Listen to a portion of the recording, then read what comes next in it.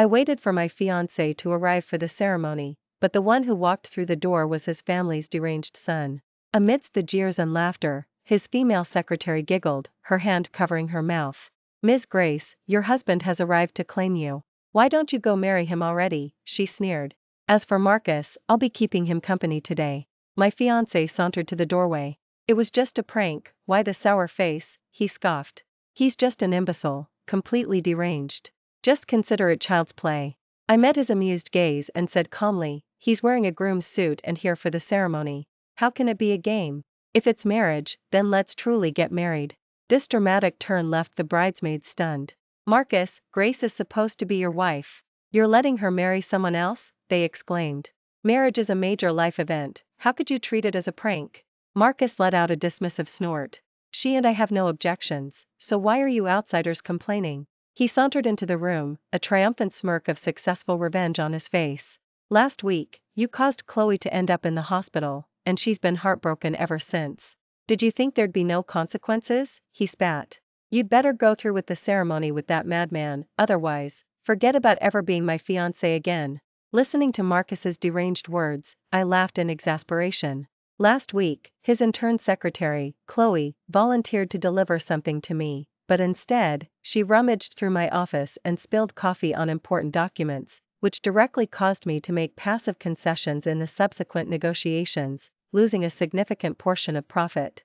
I reprimanded her in a fit of anger, and Chloe ran off in tears, bumping into a corner and merely scraping her arm. To my surprise, Marcus rushed over, making a huge fuss as he took Chloe to the hospital, and even forced me to kneel in the hospital room all night, bowing my he D to Chloe a dozen times. Only then did he relent. I was deeply shaken, thinking of our 5-year relationship and 6 months of wedding preparations, so I endured it. But now, the final straw had fallen. All because of Chloe's supposed heartbreak and grievance, he chose to publicly humiliate me at our wedding ceremony. With all the guests present, if I complied, what shred of dignity would I have left? Marcus wore a smug expression of impunity, confident that I was utterly devoted to him and wouldn't dare refuse.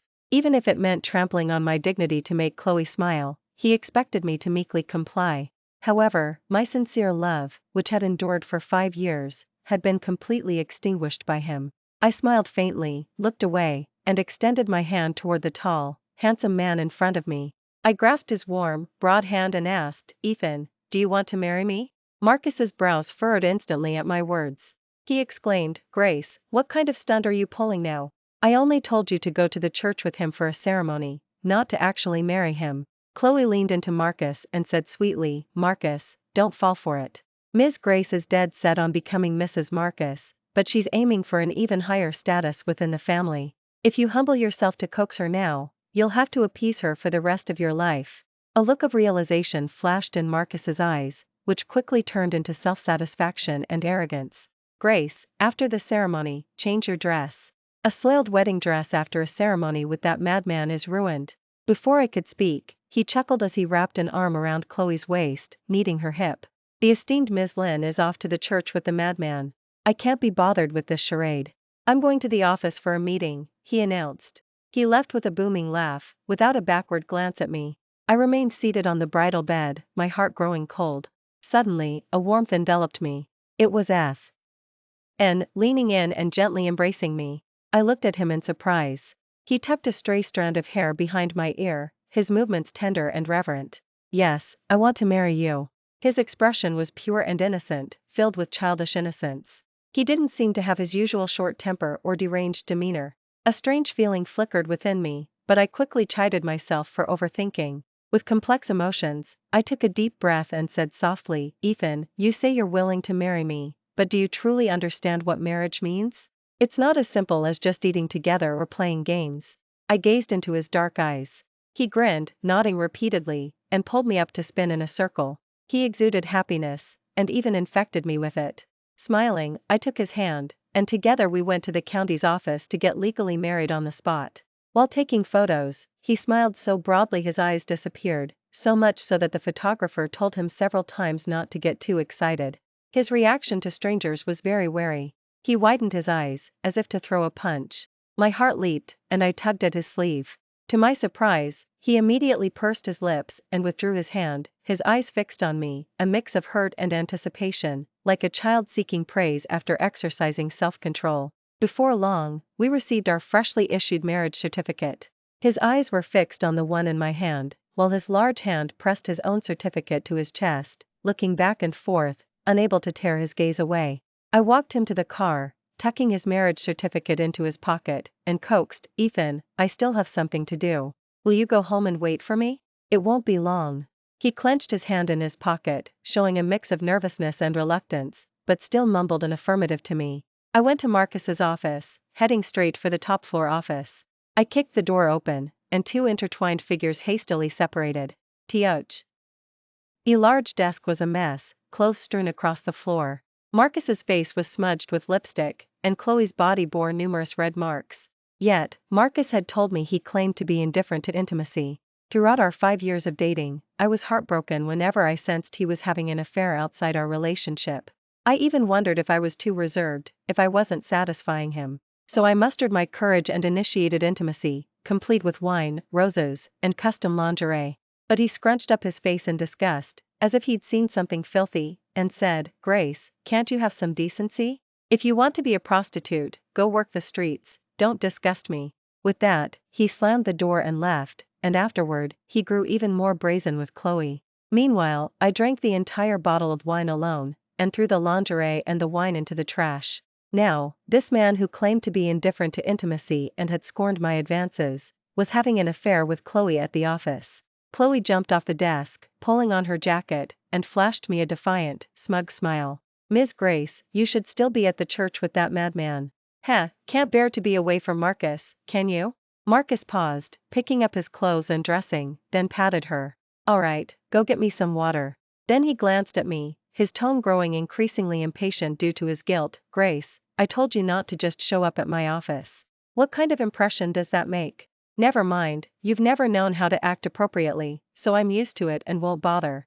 Just go home. The office is busy, and we'll reschedule the wedding for next week." Watching this scene unfold, I stumbled, grabbing the doorframe to keep from falling. Recalling his various indifferences toward me over the past few years, my body felt as though it had been hit by an electric current. Intense pain was followed by numbness. Then, I felt my love for this man completely dissipate. I unfolded the marriage certificate and showed it to him.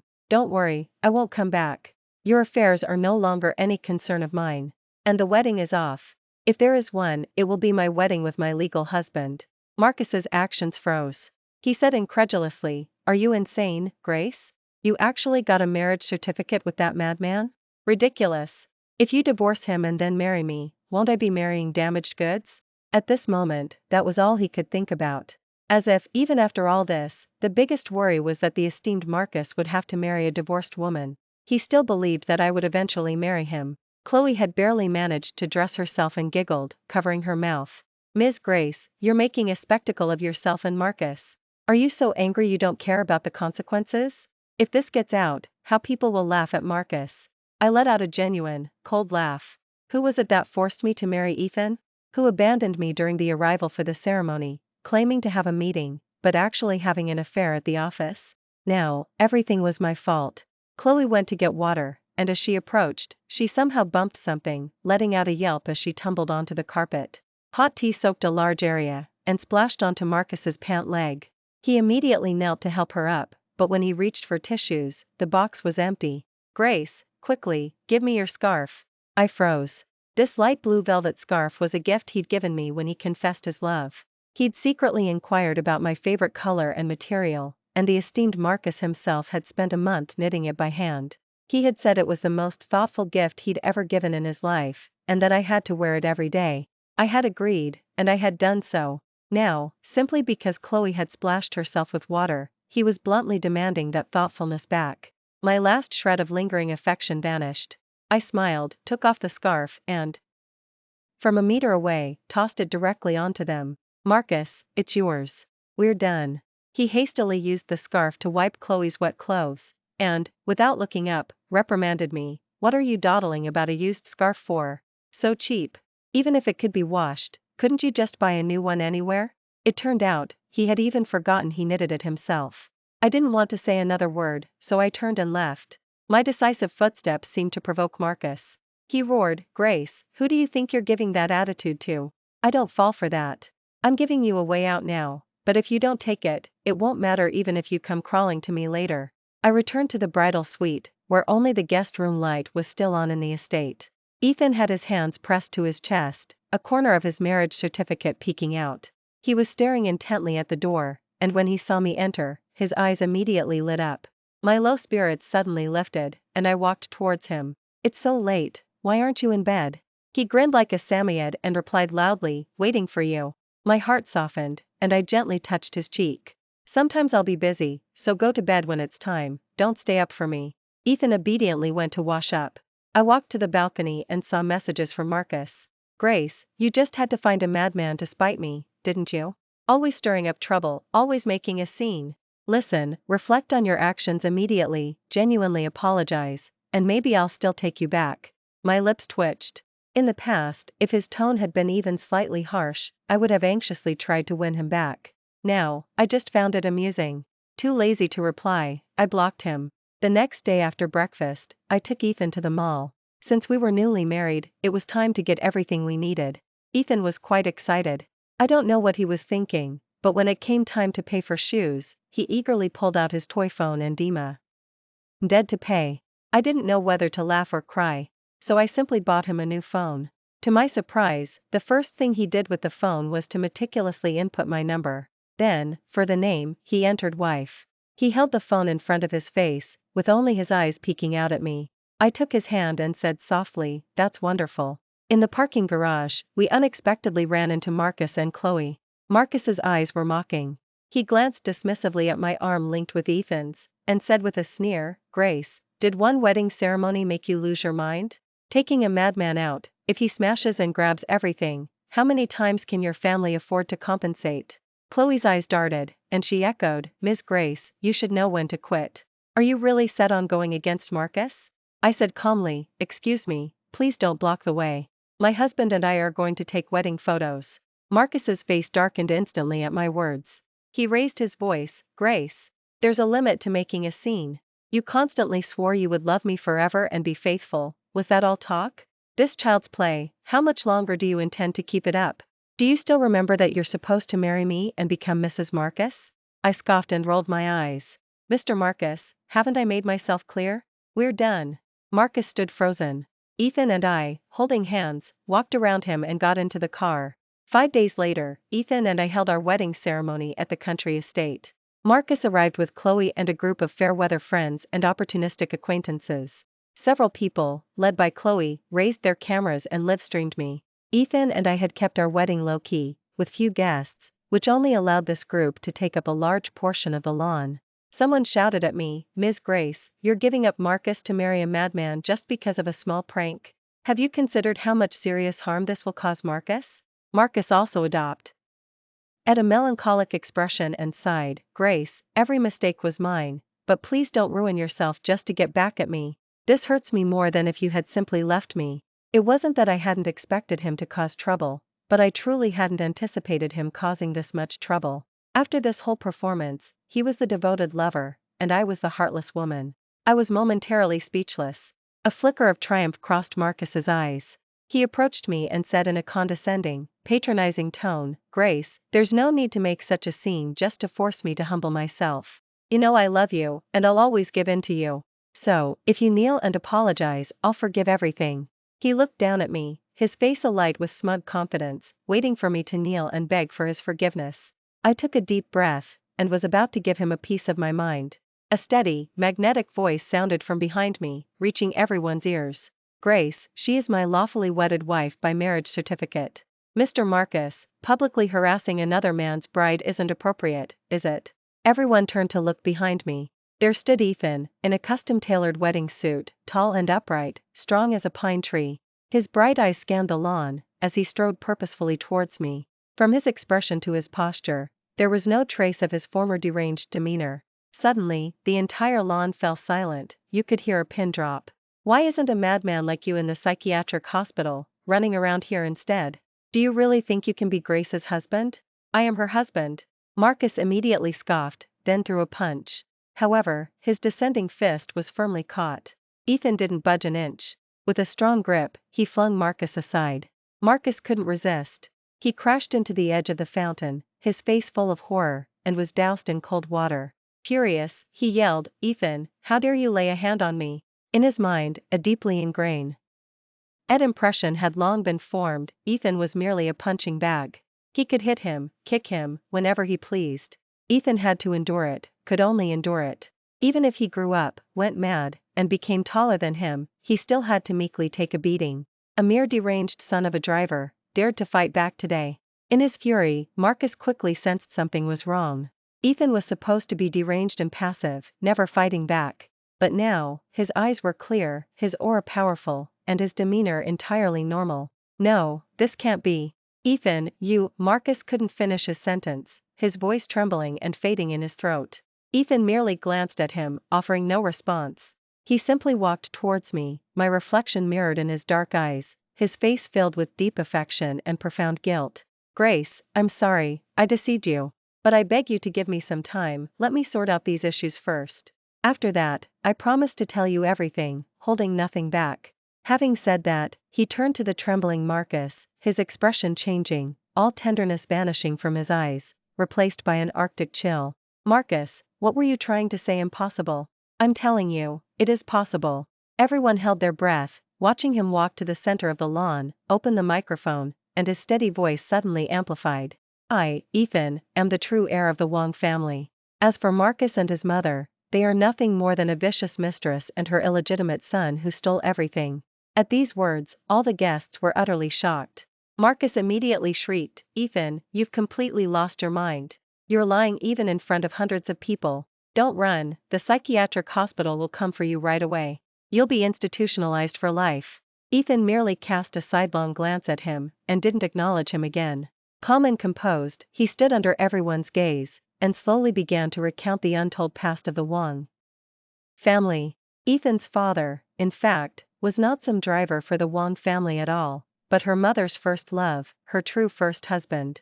Back then, the eldest daughter of the Wong family fell for a poor young man, and married him and had a child despite her parents' objections. However, within a few years, she fell for someone else, and with her new lover, gave birth to Marcus, his half-brother. Later, the lover took precedence, and Ethan's father and Ethan became the Wong family's driver and the driver's son. 12 years passed like this. One day, Ethan returned home from school, only to hear the devastating news that his father had died instantly in a car accident.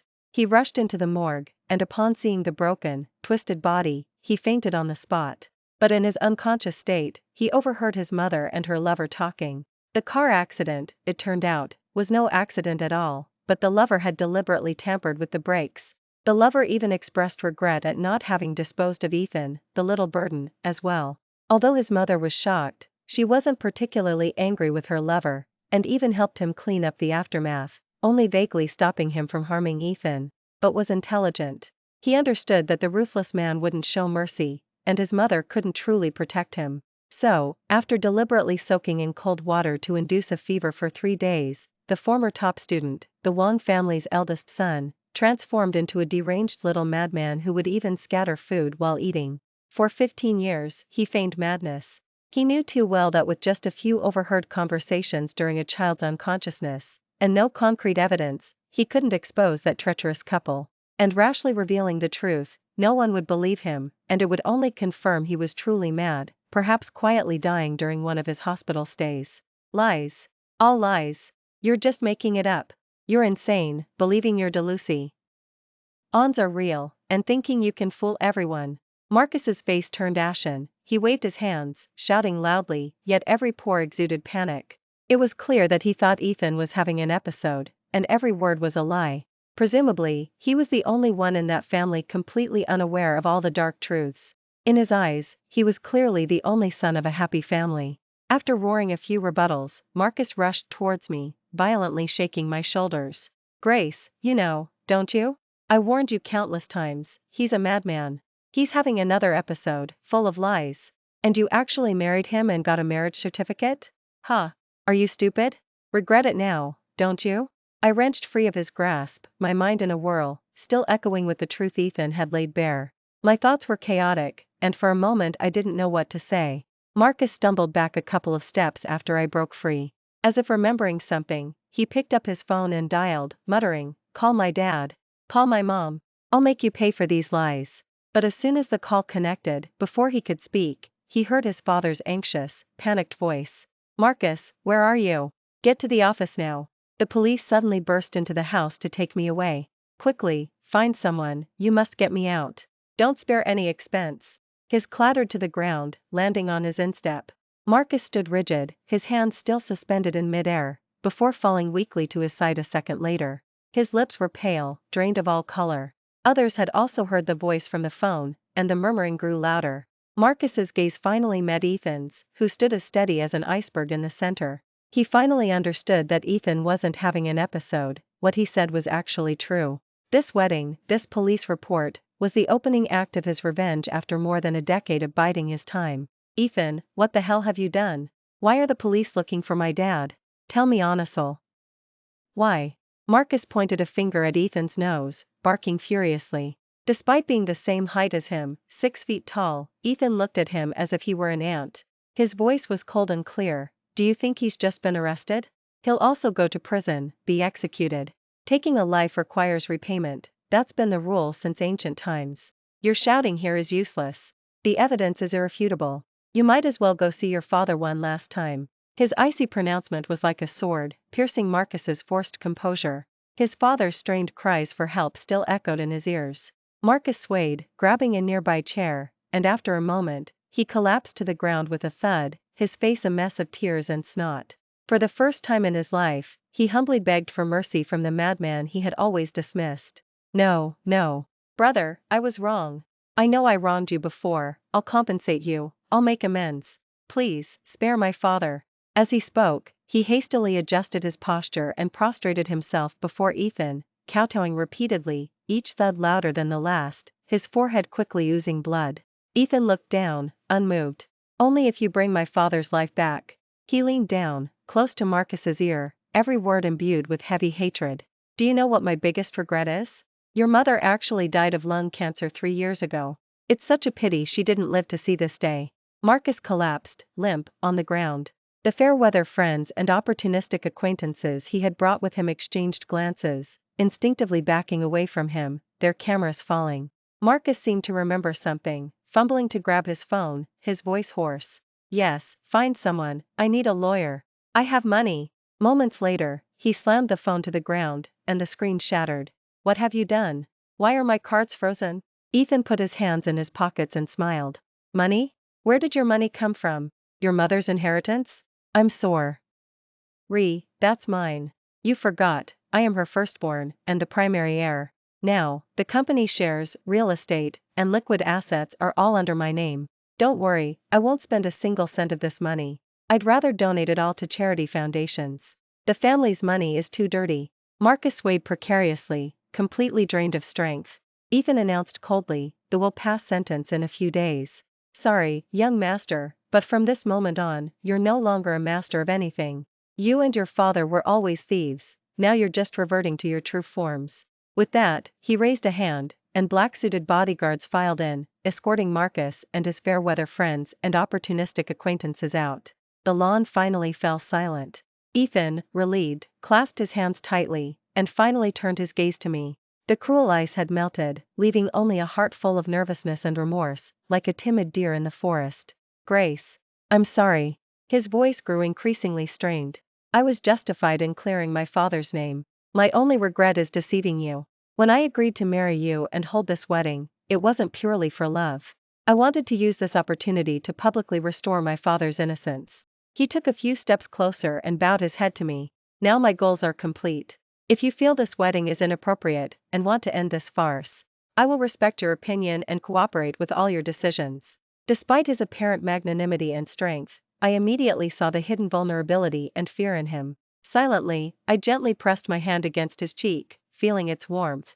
I gently lifted the corners of his mouth and finally spoke softly, "What are you thinking? On such an important day, accomplishing your major life task is a double celebration. And this joyous wedding, of course, must also be completed perfectly." He stared at me blankly, his eyes slowly turning red, unable to move. I caressed his cheek, looking directly into his eyes. You said you had ulterior motives, but was it just for this performance? Honestly, Ethan, do you love me? Are you willing to marry me? He froze for a moment, then nodded vigorously several times. Then he knelt on one knee, took my hand, and kissed the back of it, his face beaming with undisguised joy. I do. Grace, I do. I held up my left ring finger. He immediately took out the ring and gently but firmly placed it on my finger. The watching family and friends burst into applause. I pulled him up and smiled at the officiant. Now, please continue the ceremony. Let's complete our wedding perfectly. The case was processed quickly. In less than half a month, Marcus's father was sentenced to death. Marcus frantically ran around, emptying all his savings to hire the most luxurious legal team. However, eloquent arguments ultimately could not outweigh concrete evidence. I sat with Ethan in the spectators' gallery. After hearing the judge's solemn verdict, he let out a long sigh from deep within his chest. I held his cold fingers, and he squeezed my hand back tightly. Leaving the courthouse, we bought white lilies and carnations, and went together to a corner of the cemetery on the hill, where we found his father's tombstone. Tears slowly wet the flowers. Ethan slowly knelt down, saying softly, Dad, do you know? That wicked man is about to get his just desserts. I did it. I knelt beside him, silently keeping him company. His broad shoulders trembled slightly, and my heart filled with pity. I reached out and partly embraced him. Perhaps proposing marriage during the arrival for the ceremony was a momentary impulse, but at this very moment, under the gaze of his father's black and white photo, I understood my true feelings like never before. The next day, Ethan fulfilled his promises. He converted his shares and assets in the Wong family company into cash and donated it all to a charity foundation, specifically for assisting children orphaned by day.He. He only took his personal belongings and his father's possessions from the Wong family's mansion, not wanting a single extra thing. Life after marriage gradually settled into a peaceful rhythm. My career flourished, and he steadfastly supported me. Soon, I discovered he had an exceptional talent for cooking, especially baking pastries. I genuinely believed his cakes were the most delicious in the world. So, after consulting him, we opened a new boutique bakery in a quaint corner of the city. The owner, with his excellent craftsmanship, often brought freshly baked pastries to my office, treating me to afternoon treats. He also took charge of dinner every evening. After dinner, we would stroll in the garden. That night, the stars in the sky were exceptionally bright. He suddenly stopped and hugged me, whispering in my ear, Thank you, Grace. Why the sudden thanks? Thank you for reaching out to me then. I hugged him back. And thank you for so steadfastly taking my hand. As for Marcus, I couldn't be bothered with him. This upheaval had sent him plummeting from the clouds into the mud.